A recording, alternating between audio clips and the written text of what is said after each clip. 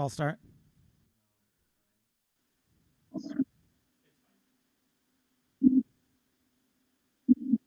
Welcome to Myth Informed. I'm your host, Brian Edward, and today with me is Allum Bokhari. He's an investigative journalist at Breitbart News. He published Google's Good Censor document and the Google tape. And YouTube blacklists, you can find him at Libertarian Blue at Twitter. Is that right? At Libertarian Blue? That's correct. Yes. Okay. At Blue Libertarian Blue. Allum, welcome to the program. Breitbart News. When people hear the B word, right away they'll be like, "Well, can I even believe that?" Can you tell us a little bit how you take Breitbart News? Well, I think Breitbart News is simply a right-of-center news source, and I think probably the best on the internet at the moment. We're certainly doing the best in terms of traffic, and it's the same bias that people used to have about Fox News and Drudge. But at the end of the day, you can't really argue with the scoops. So Drudge in the 1990s broke the Monica Lewinsky story, and Breitbart I've broken. As you mentioned, the Good Censor, this document, Google admitting to hold, as well as that Google tape that you mentioned, 1 hour. And actually, I was talking about Breitbart to a liberal the other day, and they a very opinionated website. It's certainly true that there's we're not shy about how what we focus on more than anything else is news, the facts, the stories. You'll always find some Breitbart then opinion columns, although we do occasionally publish opinion columns. The reason I think we get so much hate and flack is that we focus on that want us to focus on, immigrant crime, problems with intersectional ideology. I imagine a lot of people watching who watch your podcasts tend to be centrists, and I think sometimes you get into this problem if you're a centrist. Because I used to be, I consider myself a centrist as well, but there is this problem to be equal. So I've heard people say, well, Breitbart's just the Huffington Post of the right, or Breitbart's just the Salon.com of the right. I've heard that a lot. What that doesn't take into account, in my view, is the different standards to which people are held in society, and the different. This is where we can learn from intersectional ideology. Actually, it's because while it's true that a partisan right winger and a partisan left winger will be roughly the same in terms of their psychology and their biases and how they respond to facts that challenge their worldview. That doesn't take into account the different standards to which people are held in society. So. We see this with racism, where conservatives will get fired from their jobs for making pretty mild remarks about controversial topics. We saw this with James Damore getting fired from Google over very very centrist, very mainstream views on gender differences and why there aren't as many women and men in STEM. So people get fired for minor infractions like that. Not even an infraction, but whereas the governor of Virginia could dress up in blackface and doesn't have to resign. So clearly, there's a big power imbalance when it comes to these when it comes to the right and the left in America. Yeah, and that applies to the news media too. I think the mainstream media can get away with a lot more inaccuracies and fake news than conservative media can. We saw this with the Covington High School kids, where you had the whole of the mainstream media just go on this frenzy of fake news based on a very selective clip that do all these death threats against these MAGA hat wearing high school kids who essentially did nothing except stand and be harassed by this sort of radical activist, and then the media painted the radical activist as the victim. Then the Steele dossier. And more recently, all these stories about UV light that are gaining. Good point. And the Steele dossier. So I think the mainstream media is held to different standards than the right-wing media. I think the right-wing media is allowed to get away with a lot less, And I think that makes right-wing media, ironically, despite the barrage of smears we have to face on Wikipedia and other places, more epistemically vigilant in many cases than the mainstream media. That's right. And interestingly, it seems like in biased media, so you admit that Breitbart is right leaning, right? So half the time, admitting your biases up front. So if somebody says, I have a socialist leading magazine, at least they're not hiding the ball. They're being honest with you. And I think that's fair. And Andrew Breitbart, who established Breitbart's a libertarian. But Steve Bannon, when he was taking over, he said, we're going to be a bit more of a partisan magazine. But Steve Bannon also says, I don't not appreciate partisans on the other side. He just wants all of it to be out there. So if you do have partisan media, I think that's fair as long as you admit that. But what I think is different is the New York Times often will cite things like the Steele dossier, but they'll allow BuzzFeed, right, to go and do this. And again, BuzzFeed does some good work, but they do some provocative work. But they'll put them out there, but they'll never cite Breitbart or other right-wing media. It's fake news. Whereas BuzzFeed is kind of, well, they're a little grungy sometimes, but they're important. Don't you think that should also be given to certain right-wing media? Yeah, I think so. And, I never discount a story based on the source. If BuzzFeed publishes a good piece of journalism, which they have done on occasion, that's a good piece of journalism. And I'm not going to judge them based on where that story is coming from. And you're absolutely right about admitting your partisan bias up front. I think it is a very idealized sort of 20th century view that we can have this sort of rational perspective that isn't biased one way or another. Everyone has biases, even if they're unaware of it. So in that sense, I would respect Jacobin Magazine or the Huffington Post or Salon.com over CNN, which pretends to be to not have to be balanced, but clearly has a liberal bias. Right. I just found it odd. If you read Andrew Breitbart's book, he says he also prefers the Huffington Post to CNN for that same reason. It's better to have partisan media than fake neutral media, because I don't believe media can ever really be neutral. That's right. Right. And Breitbart gave Adriana Huffington her chance to make this, too. So Absolutely. I just find it weird that the media bias fact check puts Breitbart as a questionable source, but not Jacobin. They admit, oh, yes, yeah, they're biased, but not questionable. But also, Quillette is a questionable source. I don't get why they do this. And to me, that just shows the ringing bias of people that claim that we're just news aggregators and we're going to flag this. It's weird. And then things like A Voice for Men and other things were questioned. And yet I didn't see Daily KOS in there. I didn't see U.S. Uncut. That were lacking from the questionable sources. So left-wing questionable sources, no, we're going to just kind of forget about them. It's weird. It's terrible when the fact checkers get to be so biased. Well, here's where it gets interesting, because while if you took the Huffington Post and Breitbart in isolation, you could say one's a left-wing source, one's a right-wing source, right? But it's where you get to these sort of power structures in society that now these fact checkers are a part of it. These fact checkers get to decide what's allowed on social media platforms. Here's where we see the imbalance and sources being held to different standards. And I do think right-wing media on these social media platforms that rely on these fact checkers, who often employ pretty radical left-wingers, are held to much higher standards than the left-wing media and the mainstream media. And that's simultaneously a good thing and a bad thing. I actually quite like that, because as I said earlier, I think that keeps right-wing journalists a bit more vigilant. We know we can make less mistakes than the left. Therefore, I think that keeps us on our toes. I think if right-wing media did anything nearly as bad as Covington Gate, right-wing news outlets would be going out of business. Yeah. You also have to remember that the big broadcast networks have, huge $100 million budgets, so they can withstand all sorts of lawsuits, whereas often right-wing media can't do that. Oftentimes, just blogs and websites. That's independent YouTube channels. That's a good point, and it seems like too that the New York Times is more than just its news; it's also its opinion, and it's also the 1619 Project, of which, if you want to talk about media bias. I mean, why is that not included? Why does that not knock down the New York Times?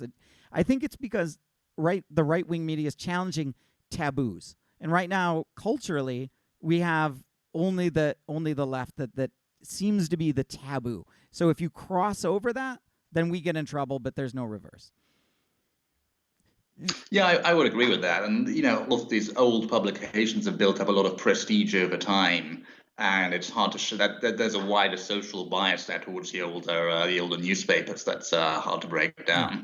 So opinion's opinion, and obviously that can be across the board. But there's other pieces like should we fact check memes, ads that are fake? One of the things, the articles that you recently wrote was Twitter censors another Joe Biden meme, locks accounts that posted it. And when I scroll down, I see Highend there.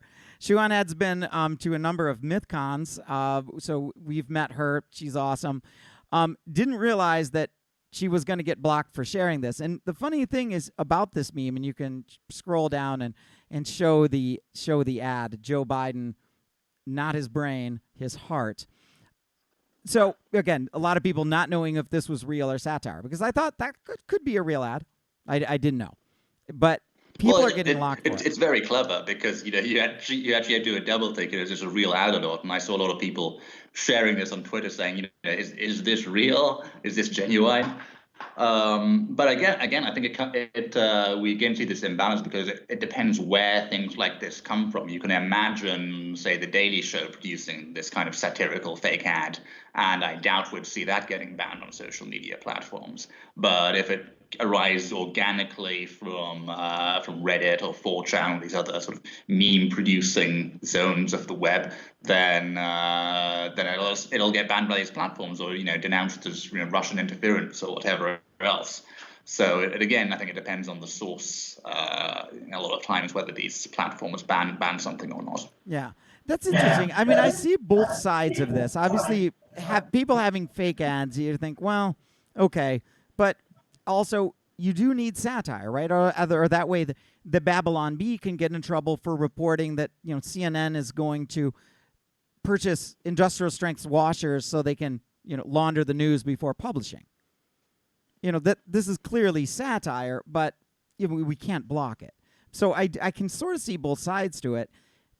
What do you think? I mean, can you see where they're coming from at all? Well, it's the problem with the whole fake news panic that this fact-checking ecosystem arose out of is that it was partisan from the start. It arose from this BuzzFeed article that correctly pointed out, I think, that there were these legitimate fake news operations in Macedonia and the Ukraine that were publishing purely fake articles for no other reason than they wanted advertising revenue, they wanted clicks.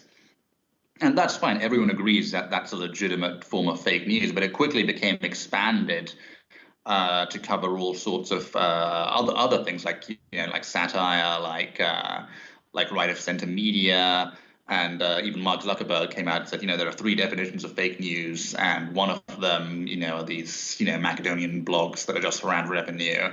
But then also there are these questionable sources that sometimes publish true stories and sometimes get it wrong, and that's where the partisan bias comes in, because every news outlet, whether you're a small blog or a CNN, has published fake stories occasionally, questionable stories occasionally, and accurate journalism occasionally. As far as satire goes, it comes down to how stupid you really think people are. I think there's a lot of sort of underlying negativity about human rationality behind all these censorship cases, because you're assuming that people can't tell the difference between satire and reality. I know. It sort of seems like they want to make their site so safe that nothing fake, no one will ever be fooled. I mean, to me, if Zuckerberg if you don't want anyone to be fooled, then just say don't come to Facebook. And you won't get fooled on Facebook. You can't make these things perfectly safe. No, I'm actually interested to ask you about this, because as a skeptic, as a rationalist, what's your view on sort of human rationality? Because there's been all this research in cognitive science over the past few decades about how facts don't matter, how if we're partisan then we're just going to ignore the facts, how there's motivated reasoning. that emotions come before facts. We have our emotions and our biases, and the facts come later to justify and rationalize those. Would you say that under those circumstances we have to have these sort of these checks and balances, or do you think that that kind of what we now know about biases and human psychology undermines free speech? Because I think that's the implication behind what all these platforms are doing, and I think that's the question we have to address. Yeah. So what you're saying is that people have this. Is this the implicit bias argument that you have this gut feeling that you go one way or the other, and then seek to always justify your gut feeling?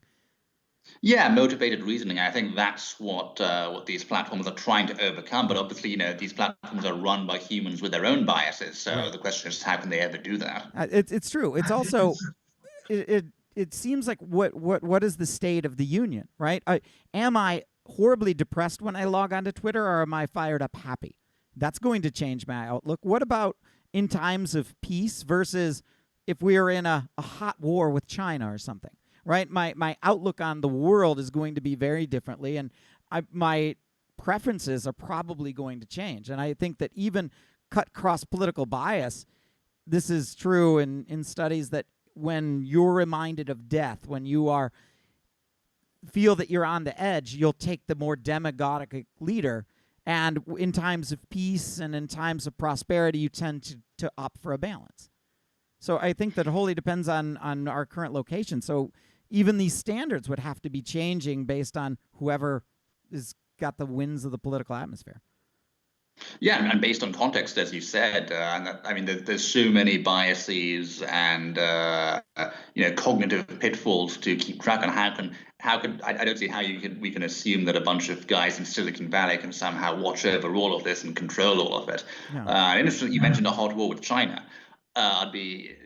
There's never been a major conflict between great powers in the era of social media. I do have to wonder, whose propaganda are they going to allow on their platform? Are they going to allow just American propaganda but not Chinese propaganda? Because during every war, there's, organized fake news and organized misinformation from governments on all sides.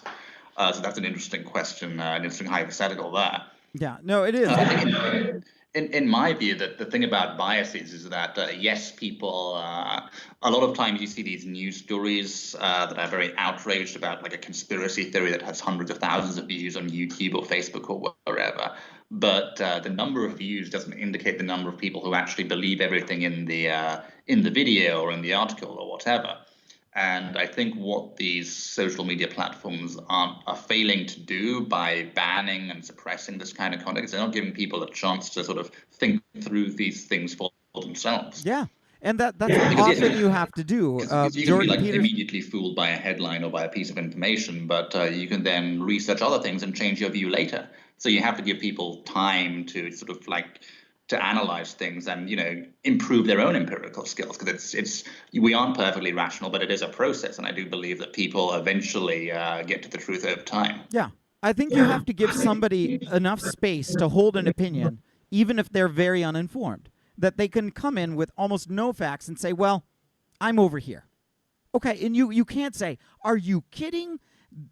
All the Nazis are over there, all the communists are over there, whatever. You have to give the person enough space to say, okay, why do you feel that way? What about this? Does this change your mind? But it's immediately in, no, there's a grenade on that spot, you're dead.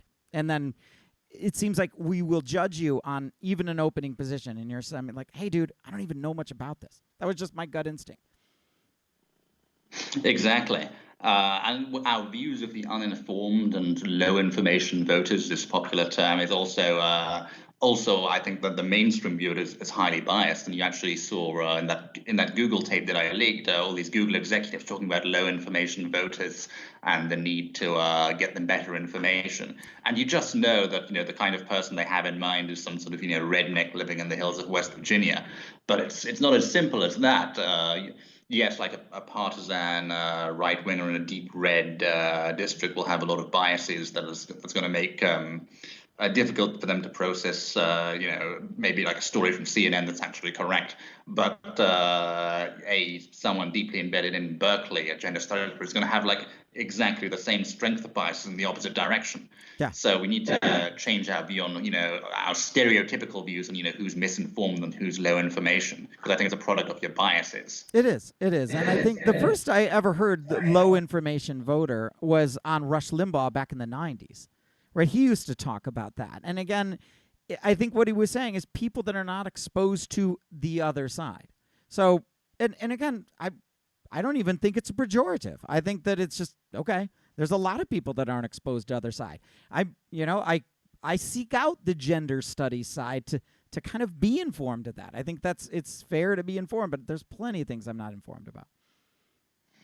Yeah, no, yeah. As I was saying earlier, actually, he used the sort of intersectional idea of power as his third factor in seemingly equal scenarios, but it's a useful way of understanding what's going on. Sometimes I just think it doesn't always support intersectional theories as they like. So there's always something to learn from the other side. And speaking of intersectional theory, you wrote an article that Twitter bans coronavirus. Claims that cause harmful activity. So they're going to ban any coronavirus claims that cause harmful activity. And you listed a whole bunch of pieces, and I wanted to highlight a few of them. One are claims that specific groups, nationalities are more susceptible to COVID-19. And but I've seen in the media plenty of times minorities hit hardest by COVID-19. I mean, this is intersectional theory at work, and I don't see that getting banned. Yes, indeed. I think that just gives them an excuse to ban certain types of. It shows the difficulty of trying to of these highly specific types of behaviors they're trying to ban. Because if you took that to its logical conclusion, you'd have to ban all kinds of medical theories. It's a crazy rule when you think about it, because there are all sorts of diseases that affect some groups more than others. If you have an Indian background, you'll be more susceptible to some diseases. If you have a European background, you're more susceptible to other diseases.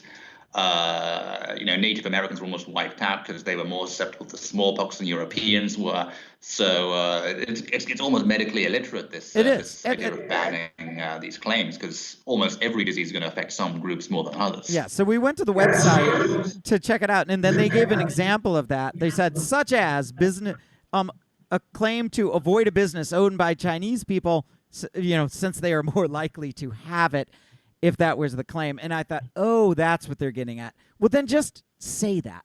It just seems so weird, because there's another one. It said, specific and unverified claims that incite people to action and cause widespread panic. Really?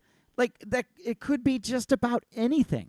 I mean, you could create a panic by saying, I think I heard from my economist brother that we're headed for a Great Depression. I mean, you could literally say anything that could create a panic.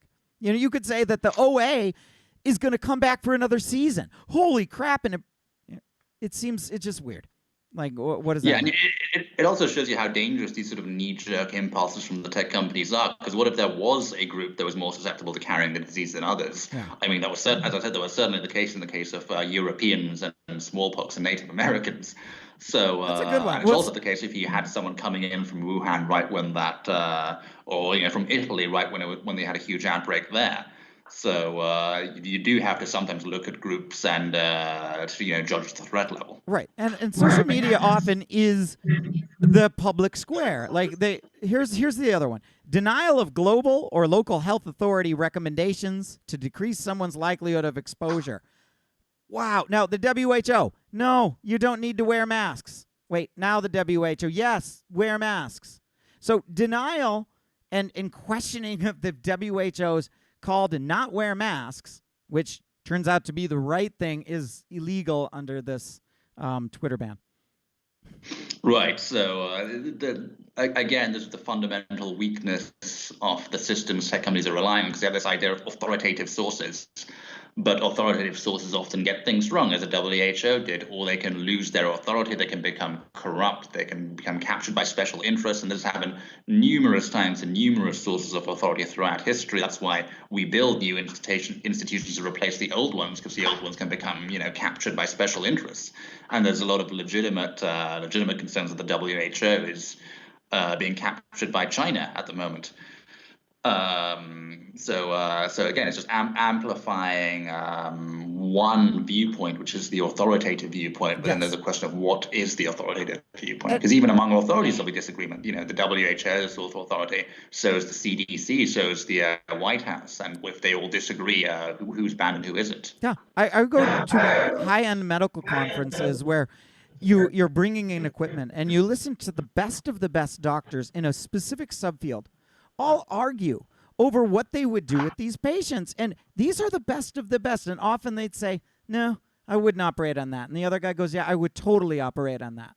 And they all respect each other. No one says you're crazy for doing that. They say, why? Why would you do it? Like, that's interesting. And there's a dialogue, but it seems like in our media, it seems like there's only one medical answer that's always right. And this just does not jive with anything that I know about medicine. Have they ever heard of a second opinion? Right, and it's particularly crazy that they're doing this for a disease that's only just appeared, that we know very little about. There's going to be huge amounts of disagreements over the next few months about the nature of the disease, how to cure it, how to contain it, and there'll always be disagreements among the experts. And I think the best example of this that we saw recently was this whole business over UV light as a potential treatment. So Trump talks about this a few days ago on the press conferences about UV light as a potential treatment for the Chinese virus. And immediately, the media goes into panic mode, saying, this is a dangerous claim, unsubstantiated, putting out all this panic about UV light. UV light can cause cancer, et cetera, et cetera. And then what happens a couple of days later is that Twitter and YouTube take down, Twitter takes down the official account, and YouTube takes down a video from a well-established, publicly traded life sciences company, I2 Life Sciences, that's looking into UV light treatment. And it's not just them. They've got a team they work with a team at Cedars-Sinai, which is one of the biggest hospitals in Los Angeles, has over 2,000 doctors. They're looking at UV light treatment. And because they made a video touting the potential of UV light, and because Trump had made a claim a couple of days earlier, Twitter banned their account and YouTube took down their video of this, hospital and life sciences company that's been around since, 1902. Yeah. Do you think that this is like the cultural left, which is so pro-science that they always think that there's a scientific consensus? It seems, or is this the media just trying to understand and trying to compact something down that they can't, that's complicated? I think it comes down to partisan bias again, and who has power and who doesn't. I think the tech companies being captured by the partisan left to a large degree, and there's this ingrained view over the past 10 years that the Democrats and the left are the party of science, and the Republicans are the party of the world started 4,000 years ago, evolution isn't real, et cetera, et cetera. And I think there's this knee-jerk impulse that when there's a scientific claim from someone like Trump, it's got to be false. And in this case, we had a scientific claim from Trump that was also being looked into by an established hospital and life sciences company, and that's what happened. That's an example of one of the pitfalls they fall into. Sure. And then reporting things uncritically as well. I think that they made a mini version of the Covington case, right, where they report it uncritically, but they did it with the Clorox, the instead of the chloroquine phosphate, so not hydroxychloroquine, but a woman then convinces her husband to take chloroquine phosphate and dies. And it turns out they just accept her uncritically. When friends were interviewed, like, this might actually be a murder. Like, it seems weird. I mean, this woman destroyed all his model cars. There was all kinds of problems in that household. He seemed to be a rational engineer that would not do this. And what better cover than a global pandemic to pull a Carol Baskin? And they just reported uncritically. How is this? Where's their demerit? Yeah, and this is a problem on the right too. You'll see the right believing in nonsense. And I think the 5G idea that 5G causes obviously nonsense. But again, I think the problem the left-wing media falls into is that they are held to lower standards than right-wing media. So I think they make these kind of mistakes more often. It's not that the right never makes them; it's just there's this imbalance, I think. So, and so they want to pull the conspiracy that 5G is causing corona, right? That's bullshit. I get the impulse. What about like the Chinese conspiracy theories that that we gave, that the virus came from Texas and that vaping was actually corona, and then we gave it to them during the world military games in Wuhan. Like, that's what's going around. I don't see it being wiped. Yeah, and actually, some of these Chinese claims were allowed to sort of go viral on Facebook, for a while before Facebook clamped down on it. So it's strange. The tech companies are very quick to jump on any sign of Russian interference, but Chinese interference they seem to struggle with. Okay, but they are taking them down now, it seems. Are they being more fair? Are they being more fair in taking the Chinese conspiracy theories down now on Facebook? I think what Facebook did, I'll have to double check this. I believe what Facebook did, they didn't take them down, but they label certain Chinese government outputs as government funded. So they put the correct political labels on them. I don't think they took them all down necessarily. Right, but even like, so President Bolsonaro in Brazil, not a favorite of the media left, got a specific video removed as well. Like, can you tell us about that? Yeah, that was interesting. So Bolsonaro went to a bunch of rallies in Brazil, and he's talking about the need to open up the economy. He's talking about the virus, and these videos were taken down on both Facebook and Twitter. And I think it's because Bolsonaro is one of these skeptics who think the economy should be opened up sooner rather than later. Which I think is a perfectly legitimate view. If you look at Sweden, they haven't had the kind of lockdowns that many other countries have had, and they've managed to pretty contain the virus pretty well. So I think it's perfectly legitimate to balance the damage of having your economy shut down for a large amount of time and the damage of potentially opening things up again and having the virus spread again. Both things are going to cause massive damage. I've seen some claims about tens of thousands of deaths from suicide if you keep people out of work for too long, or millions of people going into poverty, and there are all sorts of problems. Domestic violence, by shutdowns that could be argued equally as bad as the virus. Yeah. So I think Bolsonaro's comments were perfectly legitimate. It's just that again the mainstream media, fact checkers, this social media Silicon Valley now doesn't like Bolsonaro, so it was easy to take him down. And to me, okay, put up his video. They even wanted to put underneath, like, maybe shouldn't take claims seriously, I guess I'd even be okay with that. But to delete it completely, like, okay, but don't we care what he thinks? Like, if you're in any kind of representative democracy, then you could vote in or vote that guy out. We should at least say, instead of ban the video, this is just dumb.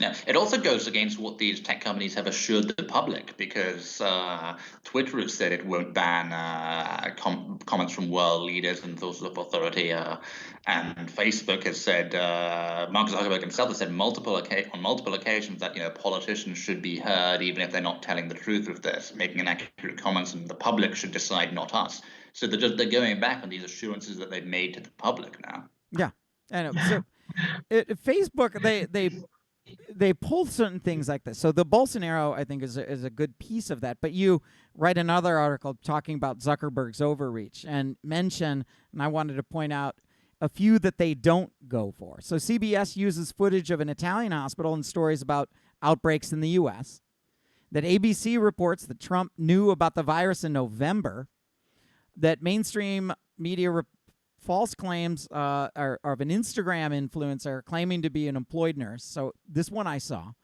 The HuffPo claims that Trump personally profits from hydroxychloroquine, and China blames Trump for the Chinese virus. All of these miss the fact check. All of these are highly misleading or unfact checked. Like, again, are any of those like particularly damning to you, or does this all fall into the same thing? I certainly think using the footage from an Italian hospital in reports about New York is like totally damning. If a right-wing outlet did something like that, it would instantly be have their stories banned on Facebook.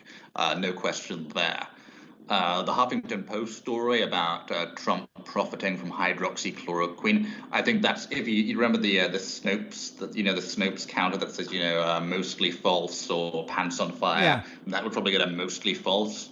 Because Trump, I think, does have a stake in a company that has a tiny little stake in a pharma company, so that if the stock price went up, he'd make about $600 or something crazy low like that. So that would be a mostly false story. But obviously, in the case of Facebook, it didn't get fact checked at all. And the fake nurse as well, probably a legitimate mistake. A lot of people believed that video initially. There was no huge reason to disbelieve it. And it was only later that people found out about it. But again, no fact-checking labels. People don't know. People who browse the story today from ABC or from a mainstream media outlet on Facebook won't even see a label saying, there's more to the story. Right. Okay. So those stories I are. think the footage of the Italian hospitals is the worst case there. And those are still up then. Yeah, they're still up.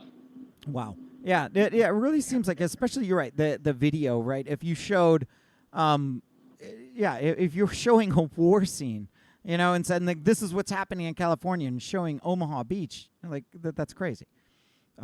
It's just it seems weird that they're missing these, and it just does seem to me like there's an obvious bias. For me, and what do you, when you see all this stuff, when you see Nurse X saying this, and I just watched one today. It was a nurse practitioner saying, this is what's really happening in New York, but I'm not allowed to say it. In fact, I'm saying it for somebody else who's afraid to go on camera. So I like to listen to those and take them with a grain of salt. Like, how do you interpret all of these videos that come up when you see them?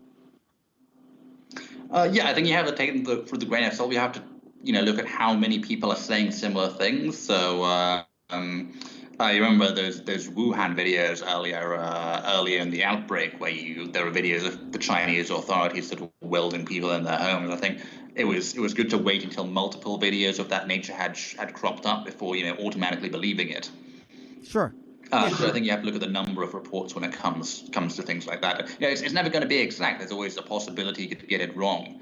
But that doesn't change the fact that I think the official fact checkers used by Facebook and the other social media platforms tend to focus on some types of misinformation, ignore others. So if you're a reporter, if you're reporting on a story and you do get something wrong, like what do you do? Say a week ago you reported X and it realized that person was a complete fraud, a fake. What do you do? You just gotta come clean and correct your story.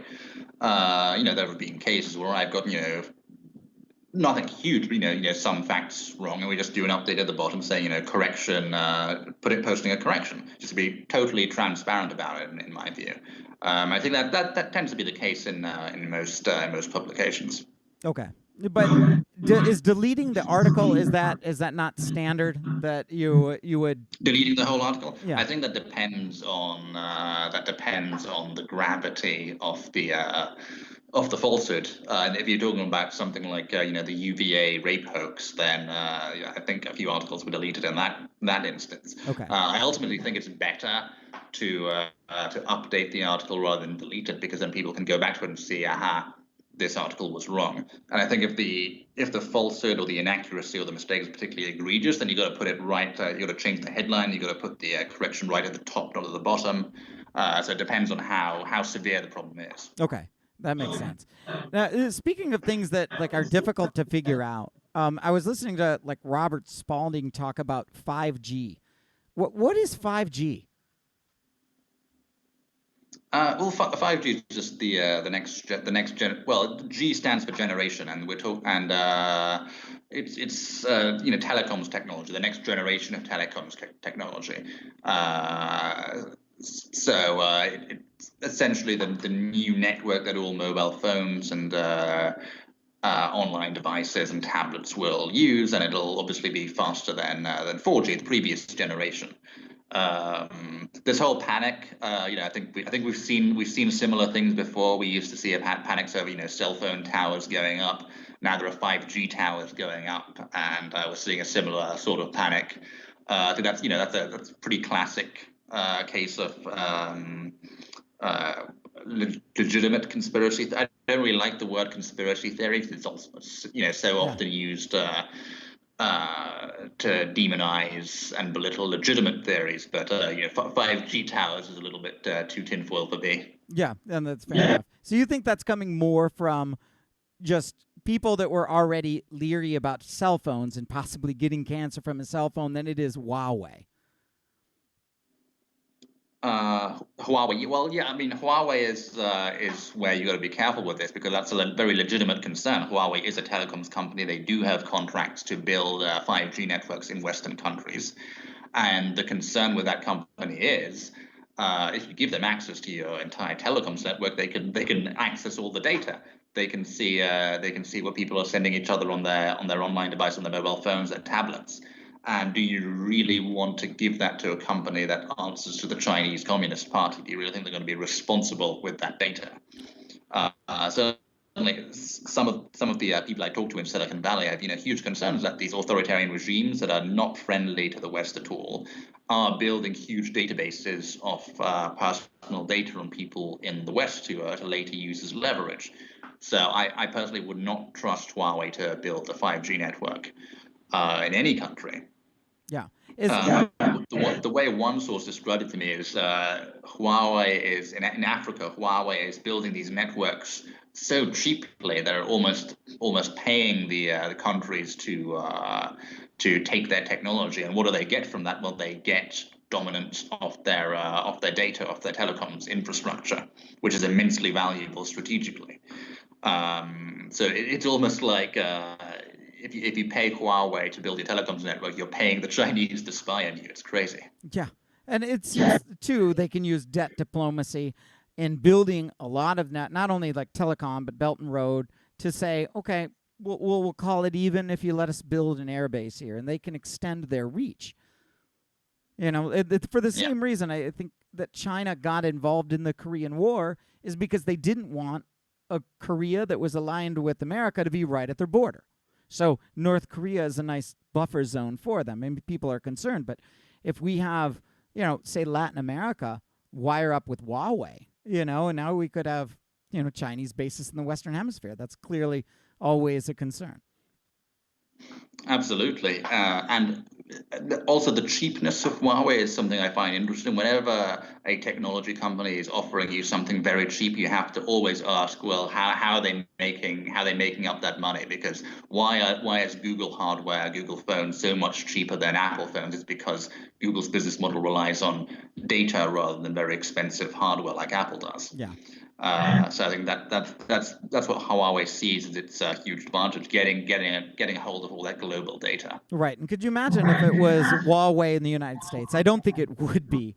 But when we're talking about tracking for coronavirus, right? I mean, these are going to use, at least there's a proposed piece to use our phones as tracking devices. Then the idea being if one person had it, then we could contact and quarantine the person that came in contact with, or at least have an idea of if there's or at least limit a person, make sure they're not a super infector and check things out.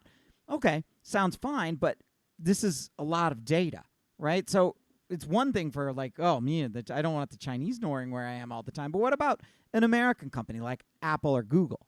What concerns do you see with this? Well, I'd have huge concerns with Google. Google does not have a track record of being responsible with user data. They've had data breaches in the past. There was this one infamous case where it was called Project Nightingale, where Google was accessing medical data on millions of Americans without even telling them. They weren't following the guidelines, and they claimed they're exempt somehow. So Google has a long history of playing fast and loose with personal data, of not informing consumers. Apple has a better track record. As I said, their business model is not really based on mass data collection. They do it, but it's more about selling extremely expensive hardware, which frankly I prefer to the cheap devices, but all your data belongs to the company. So yeah, I would have huge concerns with Google, and I think Senator Hawley's idea that the CEOs of the companies should be personally liable for misusing data if they're going to do this very invasive virus contact tracing is a good one. I don't think the idea of contact tracing is inherently bad, but it would be very dangerous if misused. Yeah. And I also think what hasn't been discussed yet is that there's got to be a time limit on this technology. Like, when do you get rid of the contact tracing technology? It's almost like emergency powers in a national crisis. Do you trust Chancellor Palpatine to give them up at the end? Right. So you certainly have to. We certainly need to be asking these companies, okay, when will you get rid of this technology? Right. When will the virus be at sufficiently low levels to get rid of it? Yeah. It also seems like a new tax. The new tax never seems to go away. Like, the toll road never pays for itself. It always stays a toll road. It's interesting to me to see these apps. I mean, I'm a little leery of them. I guess I would do it personally, but the normal way we do it, which is having interviews. So if I'm an interviewer and I'm one of the trackers, I'll interview everybody and then just do the tracking that way, call other people. I don't know if they can get these things good. If you are behind a wall somewhere, I mean, Bluetooth works through a wall. So if I'm walking by your store and I have no real contact with you, you could pick me up. I just wonder if these things are more trouble than they're worth. I mean, is the standard way of doing this going to be better? I can certainly see the potential for false positives there. It would have to be combined, and Google Maps, in my personal opinion, has been getting worse over the past 2 years. So there's also legitimate quality concerns, like, will this technology actually work? It's like the Chinese test kits they sent out and then just turned out to be completely faulty. Yeah. So that's a concern as well, for sure. I'm not, like I said, I'm not inherently opposed to the idea, but there needs to be. I would look for a lot more guarantees over when the technology will end and who's going to be liable and what the specific protections for consumers are. And the smart thing to do would be to roll this out on a limited basis to test this, because by the time we actually need that tracing data, and by the time it gets developed, it may all be over. But you could use a test run. In medicine, when the next new thing comes out, it's just not immediately adopted. There's always first users in medicine, and everybody else, all the other doctors, are skeptical for good reason, because they think, what could go wrong if I use this? And it just seems like our culture now isn't, oh, well, we've got to do this. Like, my thought is, geez, what could go wrong? Lots of things. Right, lots of things. What I would like to see on these contact tracing apps, if they are in fact apps, is a big giant timer, like a 30-day countdown. This will be deleted on this date unless, like, the White House says it's going to be extended. There's going to be a clear chain of accountability for how long it's going to be and who gets to extend it. I don't think I trust the tech companies to extend it, because they have just a huge vested interest in extending it indefinitely. Yeah. No, that's a really good point. Have you seen any proposals? I mean, for what to do with social media? Like, you wrote another article saying Tulsi's campaign spokesman said big tech oversight is needed following Air. And this was specifically Colin Tiernan tweeted, like, Twitter suspended my account, didn't notify me, won't tell me why. They have reactivated it, did so with an email threatening to permanently deactivate my account if I repeat doing something that they won't tell me about. The future is now. I get that, and it's probably an algorithm. Like, I get what he's saying. But it does seem that there is bias. There are certainly people suspended without any just notification or warned, and they've got a strike and they don't know what they did wrong. Have you seen any good proposals about some kind of intervention, like a big oversight needed? What oversight do you think would be needed? I've thought about this a lot, and I'll get to it in a second. First of all, I'd say it's interesting that you see so few Democrats, so few major left wingers being banned on social media platforms.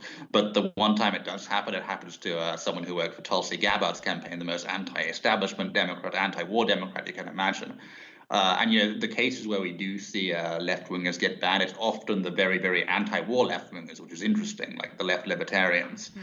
We saw this on Facebook right before the midterm elections in 2018. They banned around 800 news sources they said were fake news, and a lot of these sources were right-wing, but they also saw a lot of anti-war left libertarian sources going as well.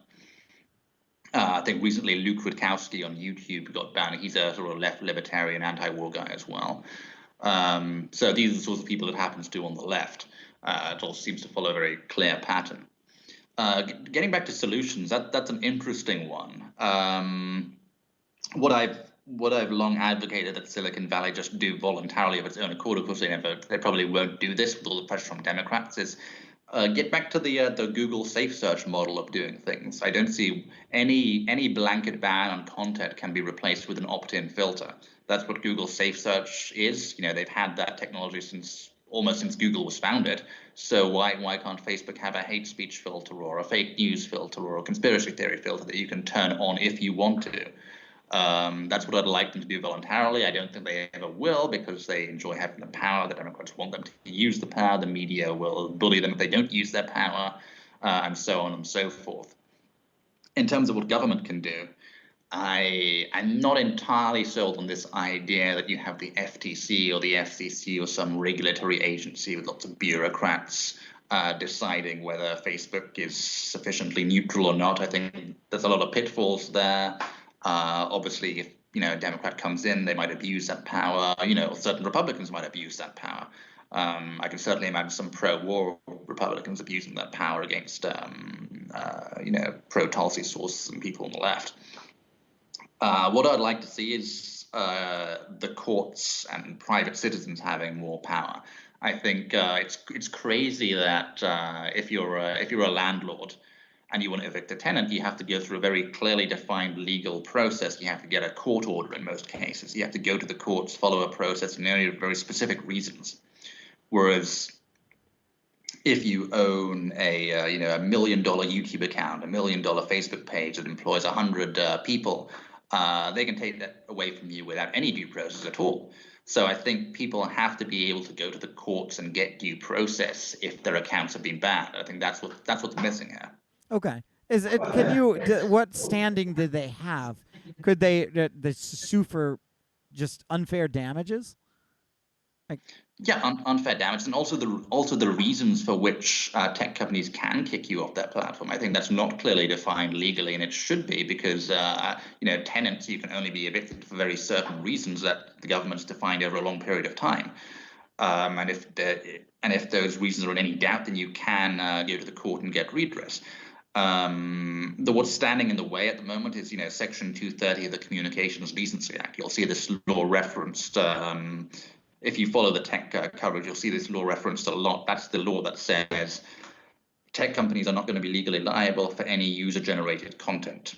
And that's a good part of the law. That's the part of the law that says you can't sue Twitter for something posted by a Twitter user. That's good because it allows them to host millions and millions of users without being legally liable. But the second part of the law, C2, says they also can't be held liable for filtering or banning or removing certain types of content.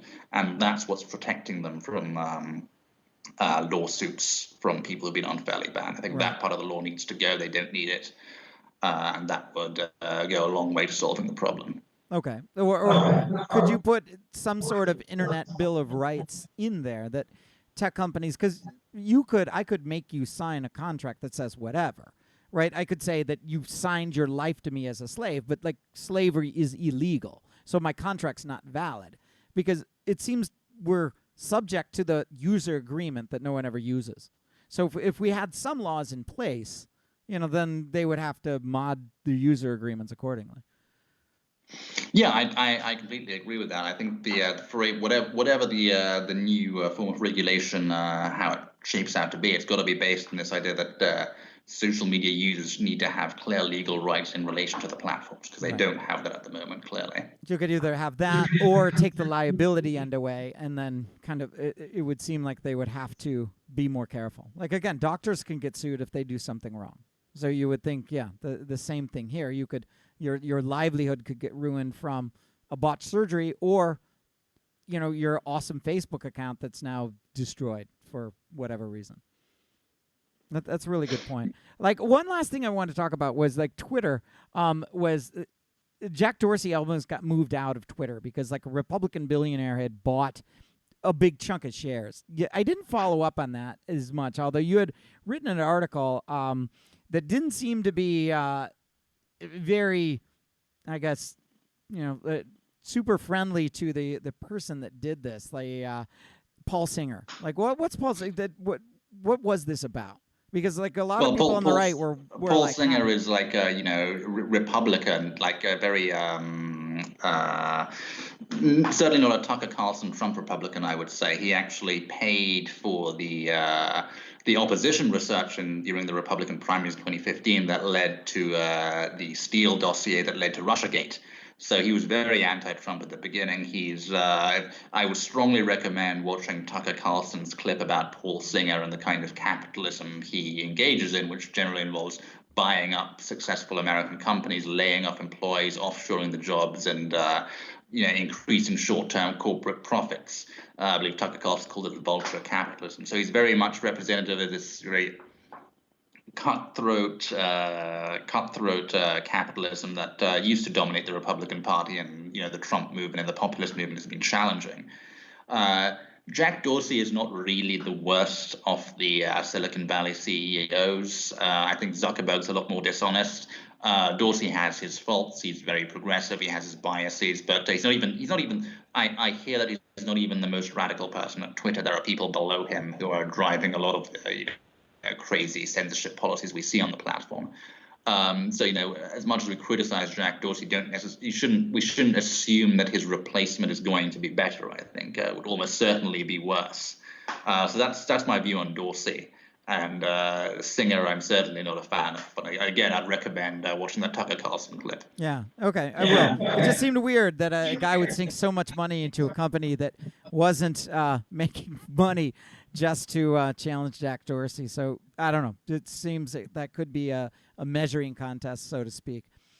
But definitely good to talk to you, Allum. That it's really interesting because I see the bias, but I just don't really know what to do about it. But I think the interesting takeaway was you're right. It's both a good and a bad thing. It's almost like training with weights on or something. It does slow you down, but it can make you stronger. It can make you better. Well, thanks, Brian. It was great to be on. It was all a very interesting discussion. Yeah, but very interesting. Stay on the line afterwards. We want to talk to you for a second. But thanks, everyone, for listening. Allum, you can check him out at Libertarian Blue on Twitter, also at Breitbart. His articles are pretty insightful. I definitely recommend checking them out.